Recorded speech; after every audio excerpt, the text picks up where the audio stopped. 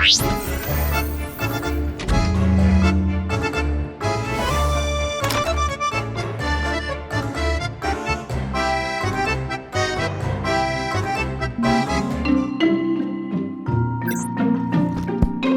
방법을 전략적으로 접근하는 것이 어떨까 이런 생각이 듭니다. 네이버 검색창만 이렇게 쳐도 이렇게 결론을 먼저 읽어보시고 조금 줌인을 해서 이렇게 보시면 소설이나 영화를 볼 때는 우리가 스포일러 당하는 걸 싫어하는데요.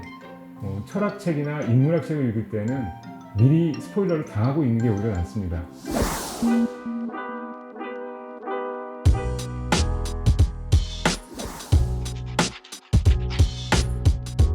외국어의 책을 읽을 때 반드시 사전을 옆에 놓고 읽어야 되는 것처럼 조금 전문적이거나 뭐 추상도가 높은 그런 텍스트를 읽을 때는 관련된 사전을 반드시 옆에 놓고 읽어야 돼요. 특히 철학 책을 읽을 때는 무슨 그런 개념어 사전, 그때그때 부딪히는 그런 추상적인 낱말을 풀이해 줄 수 있는 도구소를 옆에 갖추고 읽어야 됩니다. 그 어려운 책도 소화할 수 있고 그러다 보면 자신감도 생기고. 소설이나 영화를 볼 때는 우리가 스포일러 당하는 걸 싫어하는데요. 철학책이나 인문학책을 읽을 때는 미리 스포일러를 당하고 읽는 게 오히려 낫습니다. 제가 학생들한테는 이렇게 비유하기도 하는데요.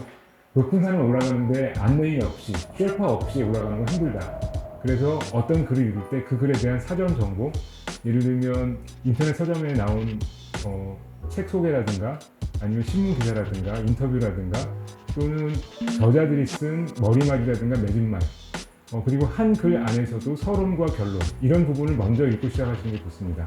심지어는 한 문단 안에서도 맨 앞문장과 맨 마지막 문장을 먼저 읽으시면 도움이 됩니다. 인문학자들이 읽는 글은 천천히 읽고 천천히 이해하기 위한 글입니다.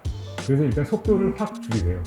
마치 평지를 걸을 때랑 오르막을 걸을 때랑 속도를 똑같이 하면 금방 지칠 수 있는 것처럼 인문학적인 책을 읽을 때는 평소에 읽을 때보다 속도를 줄이고 그리고 어느 정도 읽은 다음에 생각을 좀 해보고 다음을 읽고.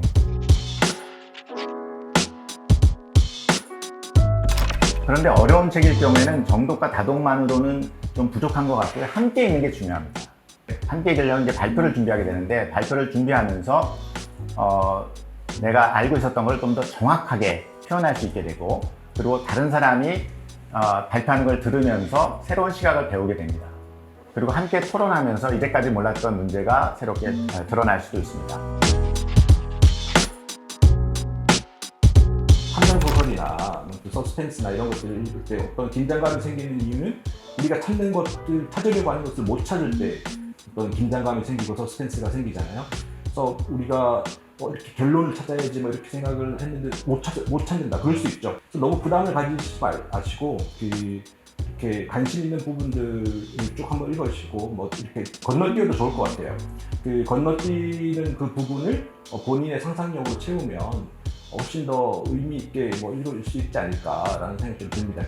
잘 이해가 안 되는 부분은 내 생각을 위한 어떤 사고 장치다라고 생각하시고 읽으시면 훨씬 더 부담 없이 읽을 수 있지 않을까, 그렇게 생각합니다.